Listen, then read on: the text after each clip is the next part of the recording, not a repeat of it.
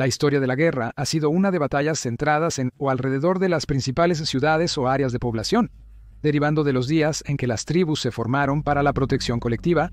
Luego desarrollaron sistemas políticos y económicos complejos, centrados en los asentamientos más grandes, que a su vez se convirtieron en las capitales de las naciones. Algunas de las batallas más famosas de la historia se han centrado en el esfuerzo de un ejército por capturar una ciudad importante y en los esfuerzos de otro por defenderla. Estos incluyen la campaña griega contra Troya, el saqueo de Constantinopla y la batalla por Berlín. Cada guerra tiene sus batallas por las ciudades, y en el año 2003, cuando las fuerzas estadounidenses, ayudadas predominantemente por el Reino Unido, invadieron el Irak de Saddam Hussein, los planificadores en Washington sabían que en algún momento sus tropas tendrían que entrar en la capital iraquí de Bagdad si querían expulsar para siempre al dictador de Oriente Medio y a su gobierno, como era el objetivo de la misión de la Operación Libertad para Irak. Nadie estaba bajo ninguna ilusión de que Bagdad sería una nuez dura de roer, y a pesar de la ventaja tecnológica que disfrutaban las fuerzas estadounidenses, años de experiencia operacional desde Vietnam hasta Somalia, le dijeron a los comandantes estadounidenses que al final dependería en gran medida de la habilidad y el espíritu de lucha de la infantería. Esta es la historia de la caída de Bagdad. Bienvenido a Guerras del Mundo. En 1991, tras la invasión de Saddam Hussein a la vecina Kuwait, que envió ondas de choque a través de la economía mundial debido a la amenaza que esto representaba para las reservas de petróleo del mundo, Estados Unidos lideró una fuerza militar multinacional, como el mundo nunca había visto antes, para expulsar al ejército de Saddam Hussein de la pequeña nación rica en petróleo. La Operación Tormenta del Desierto estableció el estándar para futuros conflictos, utilizando ampliamente la fuerza aérea, con ataques de precisión que allanaron el camino hacia Kuwait para las tropas terrestres. En solo 43 días, el ejército de Hussein, en ese momento el cuarto más grande del mundo con hasta 900.000 soldados, fue diezmado y Kuwait quedó libre. Muchos líderes occidentales, particularmente el presidente estadounidense George Bush, querían perseguir al ejército iraquí en retirada y destituir a Saddam Hussein del poder, creyendo que esto garantizaría la estabilidad regional. Sin embargo, muchos de los aliados árabes regionales que habían apoyado la tormenta del desierto se opusieron a que un ejército liderado por occidentales continuara la guerra después de que Kuwait fue liberado, y así los Estados Unidos. Terminaron la guerra sintiendo que la misión estaba incompleta.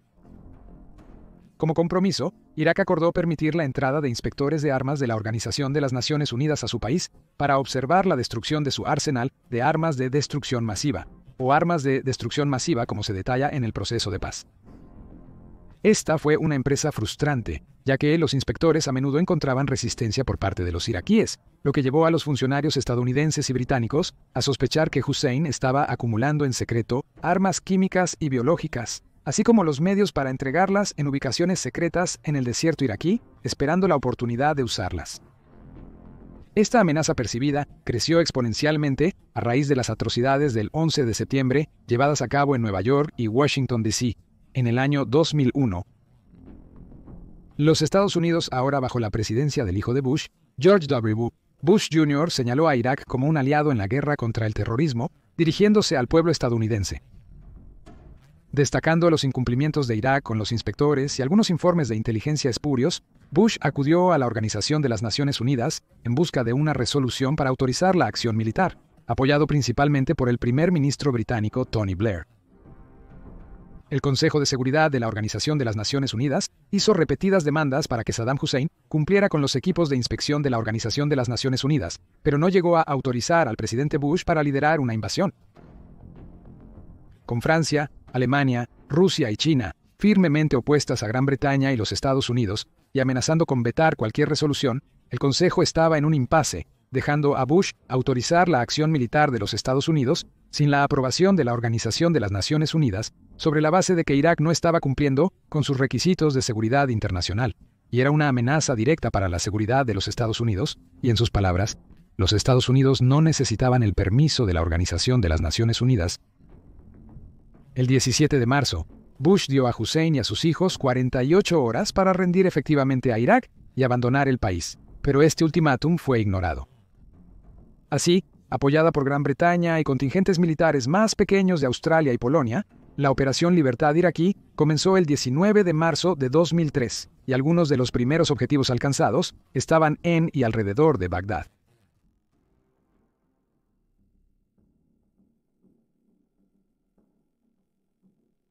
La Libertad iraquí siempre se pretendió que fuera una campaña corta, tanto para limitar las bajas de la coalición como para moderar la opinión internacional que estaba en gran medida en contra, ya que muchos consideraban que la invasión era ilegítima, dado que no había una resolución de la Organización de las Naciones Unidas que respaldara la operación.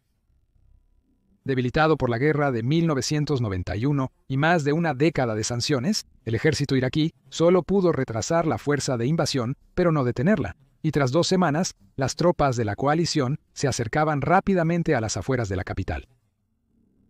Bagdad era la cabeza proverbial del Irak de Hussein, por lo que cortarla, metafóricamente hablando, se consideraba la forma de derrotar al país y lograr la victoria.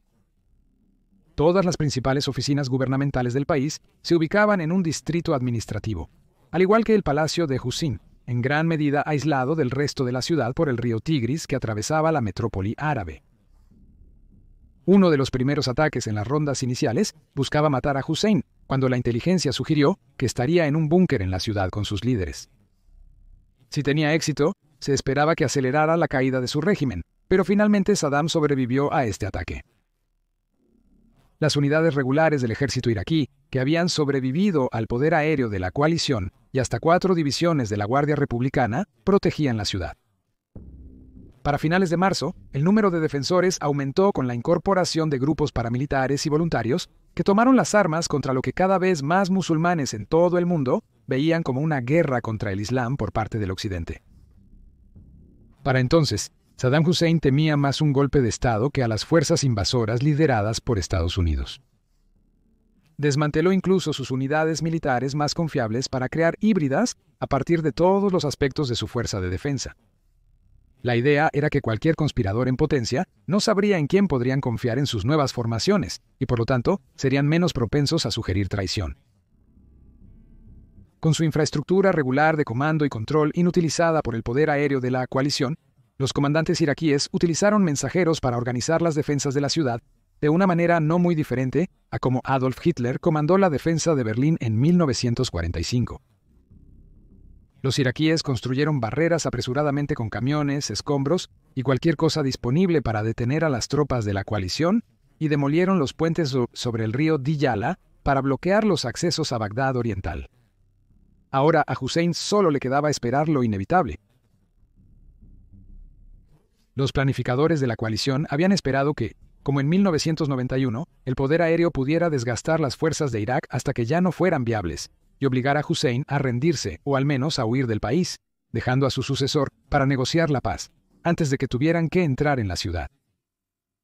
Aunque a menudo se dice que los políticos y los comandantes militares discrepan en muchas cosas, lo único en lo que estuvieron de acuerdo en el 2003 al menos, fue que el combate urbano debería evitarse o restringirse tanto como fuera posible, ya que las calles estrechas dificultaban el movimiento de los ejércitos mecanizados modernos y permitían muchas oportunidades para que los defensores lanzaran emboscadas.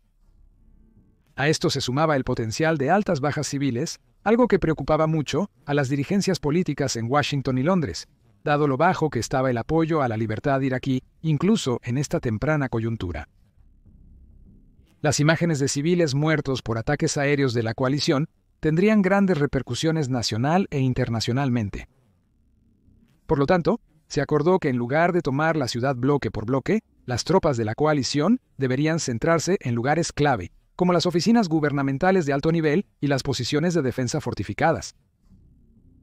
Escribiendo en 2020, el mayor Nicholas Fiore del Ejército de los Estados Unidos destacó las 5 fases históricas de capturar una ciudad como Bagdad que los planificadores de la coalición necesitaban abordar mientras se preparaban para llevar la lucha a la puerta de Saddam. La fase 1 se refería al acercamiento a la ciudad, despejando un camino hacia el objetivo que pudiera ser defendido contra un contraataque y proporcionar las líneas de suministro logístico necesarias para las fuerzas avanzadas. La fase 2 se centró en aislar la ciudad del resto del país enemigo, evitando que figuras de alto perfil como miembros del gobierno escaparan a través de un hueco en las líneas de los Estados Unidos, y evitando que los suministros y refuerzos llegaran a los defensores. La fase 3 se refería al asalto inicial a la ciudad, rompiendo las defensas exteriores y estableciendo puntos seguros dentro de los límites de la ciudad para actuar como trampolín para los ataques de seguimiento. La fase 4 se centró en capturar objetivos clave que son ventajosos para el atacante, mientras se obstaculiza significativamente la capacidad del defensor para continuar resistiendo. Esto incluye puentes y enlaces de transporte clave, como autopistas e infraestructura aérea o ferroviaria. Y finalmente, la fase 5 ve a los atacantes eliminar los últimos bastiones de resistencia, imponiendo alguna forma de control sobre la población restante y para consolidar el papel de la ciudad en el conflicto en curso como una herramienta de las fuerzas de ocupación. Analizaremos cómo las fuerzas estadounidenses siguieron este patrón y evaluaremos su éxito.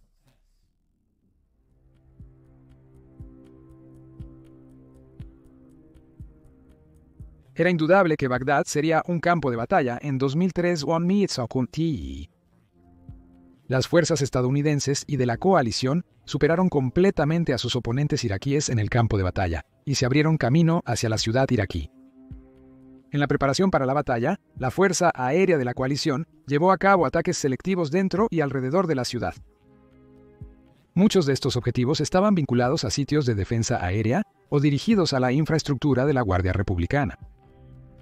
Aunque se hicieron esfuerzos cuidadosos para evitar bajas civiles, los ataques tuvieron un profundo efecto psicológico en la población, que a menudo veía su cielo nocturno brillar de color naranja y el suelo temblar por las detonaciones, lo que, combinado con una campaña de lanzamiento de folletos, buscaba hacer que cualquier posible defensor de la ciudad sintiera que la situación era desesperada.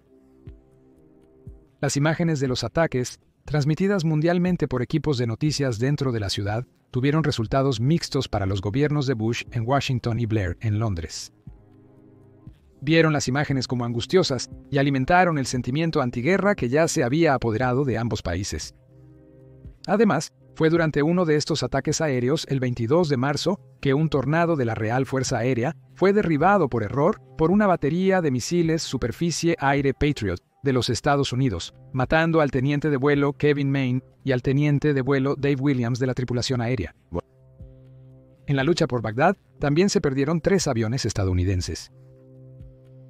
Las fuerzas principales encargadas de tomar la ciudad fueron la Tercera División de Infantería del Ejército de los Estados Unidos y la Primera División de Marines. Los comandantes estadounidenses querían evitar que las calles se convirtieran en un baño de sangre entre sus tropas y los defensores de la ciudad, como había ocurrido durante el incidente Black Hawk Down en Mogadiscio, Somalia, más de una década antes. Sin embargo, también estaban limitados por la necesidad política de mantener las bajas civiles al mínimo. Como resultado, se minimizaría el uso de fuego pesado como la artillería y el apoyo aéreo cercano, si es que se utilizaban. Por otro lado, preparándose para el asalto, las tropas estadounidenses cercaron la ciudad según la fase 2 y empezaron a bombardear posiciones defensivas y líneas de suministro específicas, mermando la capacidad de los defensores para resistir antes de la batalla principal. Las tropas de Estados Unidos atacarían en 3 frentes, dividiendo y debilitando aún más el poder colectivo de las fuerzas iraquíes. Finalmente, el 3 de abril, comenzó la batalla. Comandado por el mayor general Buford C. Blount, las primeras y segundas brigadas de la Tercera División de Infantería atacaron desde el sur y el noroeste, encontrando resistencia ineficaz sobre carreteras y puentes intactos para atacar su objetivo principal, es decir, el aeropuerto internacional de Bagdad, aunque en ese momento llevaba el nombre del líder iraquí mismo. El ataque fue un F-15 y Strike Eagle, cuya tripulación trágicamente confundió una formación estadounidense con una iraquí y los bombardeó, matando al sargento primero Randy Rain, al sargento Todd Robbins y al especialista Donald Oakes, así como hiriendo a otros 5. El aeropuerto no fue tomado fácilmente, ya que los iraquíes le habían otorgado una protección muy pesada de lo que quedaba en la ciudad, pero al final del día estaba en manos de los estadounidenses. Pero eso no fue el final de la lucha. En la noche, tanques iraquíes T-70 y 2 junto a morteros y francotiradores contraatacaron la posición de la primera brigada. Al menos un vehículo de combate de infantería Bradley fue alcanzado por un proyectil de 125 milímetros de un T-72.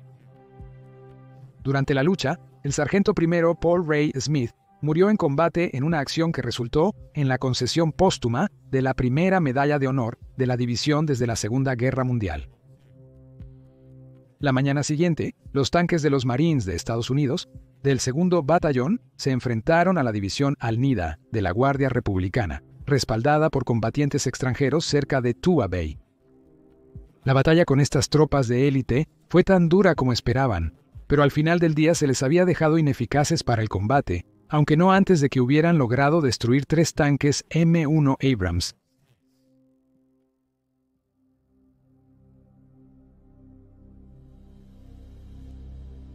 La inteligencia estadounidense que monitoreaba a las tropas iraquíes en la ciudad notó que muchos abandonaban sus posiciones defensivas, lo que les hizo suponer correctamente que el ejército iraquí enfrentaba deserciones masivas. Por lo tanto, el 5 de abril, la segunda brigada de la Tercera Infantería realizó una incursión destinada a permitirles unirse a las tropas que ocupaban el aeropuerto, y además para probar la efectividad de las defensas iraquíes restantes. Esta decisión cumplió con los requisitos de la cuarta fase del Mayor Fiore para capturar una ciudad.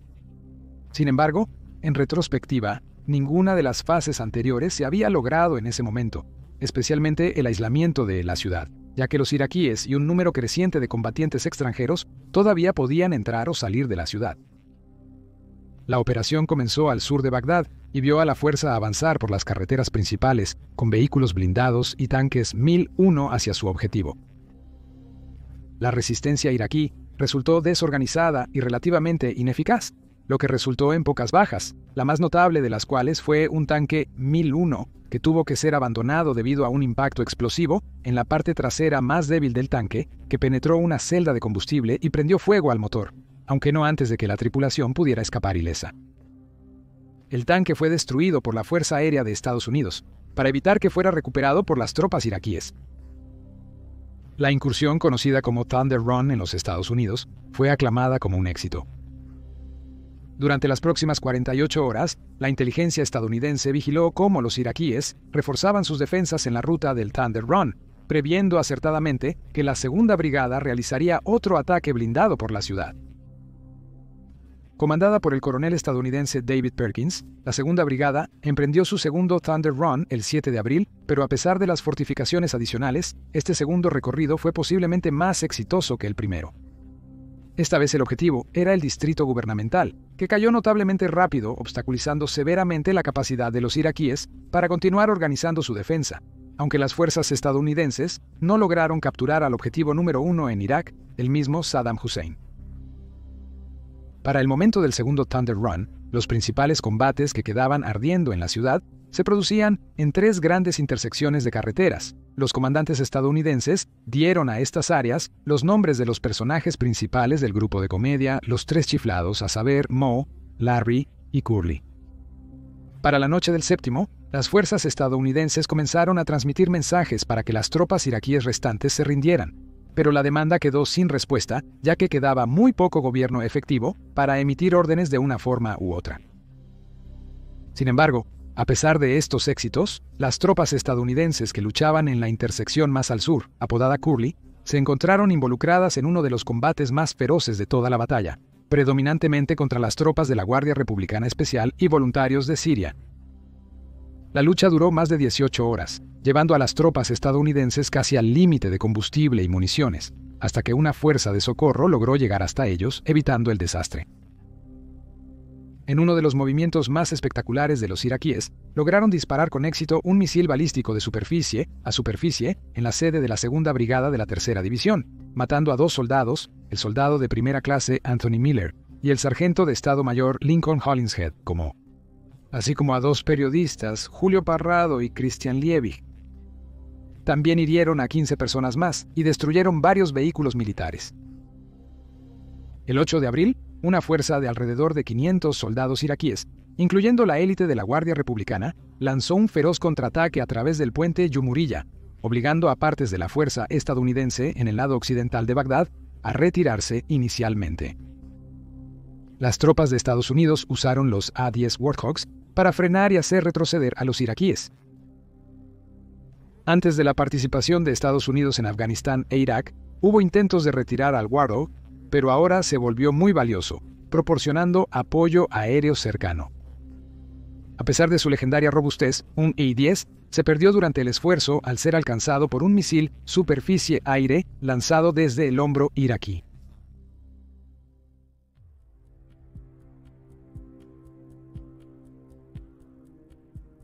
En la mañana del 9 de abril, Saddam Hussein, junto con algunos de sus amigos de confianza que quedaban, tomaron tanto del tesoro nacional como pudieron y huyeron de la ciudad, esquivando a las fuerzas estadounidenses mientras continuaban sus acciones de limpieza. Huiría a un área fuera de su hogar en Tikrit, en el norte de Irak, donde se escondería en un pequeño refugio subterráneo. Mientras huía de la ciudad, se transmitían escenas dramáticas en todo el mundo de los eventos que tenían lugar en la Plaza Firdos, donde la milicia opuesta a Hussein había descendido sobre la estatua del dictador para derribarla, apoyada por los marines estadounidenses que inicialmente habían cubierto la cabeza de la estatua con la bandera de los Estados Unidos antes de que se les instruyera para quitarla. Esto anunció la finalización de la fase 4 de la operación. La ciudad estaba ahora bajo control de los Estados Unidos, permitiendo el inicio de la fase 5, la transición de la seguridad y los servicios de la ciudad a su control, con cierta urgencia. Los iraquíes en la ciudad recurrieron al saqueo y la violencia se generalizó. Ni siquiera los hospitales se salvaron, obligando a algunos médicos a comenzar a hacer sus rondas llevando rifles de asalto AK-47 solo para protegerse a sí mismos, a su personal y a sus pacientes. Muchos iraquíes, cansados de la persecución de Hussein durante más de un cuarto de siglo, desahogaron su ira en los símbolos de su régimen y se enfocaron en aquellos que habían trabajado para él. Aunque Hussein mismo había abandonado la ciudad, su régimen y sus tropas no se habían rendido. En cambio, se fracturaron para formar grupos insurgentes que continuarían hostigando a las tropas de la coalición durante los próximos meses e incluso años. Los francotiradores, emboscadas y dispositivos explosivos improvisados, IEDs, acosarían eternamente a las tropas asignadas para implementar la fase 5. El aeropuerto de Bagdad en particular sería escenario de numerosos ataques, incluyendo a insurgentes armados con misiles superficie-aire lanzados desde el hombro del ex ejército iraquí. El 1 de mayo de 2003, un S-3 Viking aterrizó a bordo del portaaviones United States Ship Abraham Lincoln, que estaba regresando de operaciones de combate en el Golfo Pérsico. A bordo estaba el presidente Bush, quien pronunció su ahora infame discurso de misión cumplida a la tripulación y a los periodistas reunidos. En el discurso, Bush declararía, cito, «Las operaciones de combate principales en Irak han terminado. En la batalla de Irak, Estados Unidos y sus aliados han triunfado. Tenemos un trabajo difícil que hacer en Irak. Estamos ordenando las zonas del país que aún son peligrosas. Nuestra misión y la guerra contra el terrorismo continúan, pero no son interminables. No sabemos el día de la victoria final, pero hemos visto el cambio de la marea». A pesar de estas palabras optimistas, Saddam Hussein todavía estaba libre y no sería detenido hasta el 13 de diciembre, más de 7 meses después. Mientras tanto, la insurgencia solo creció a medida que los fundamentalistas islámicos retrataban la invasión y ocupación, así como las operaciones de la OTAN en Afganistán, como una cruzada cristiana contra el Islam.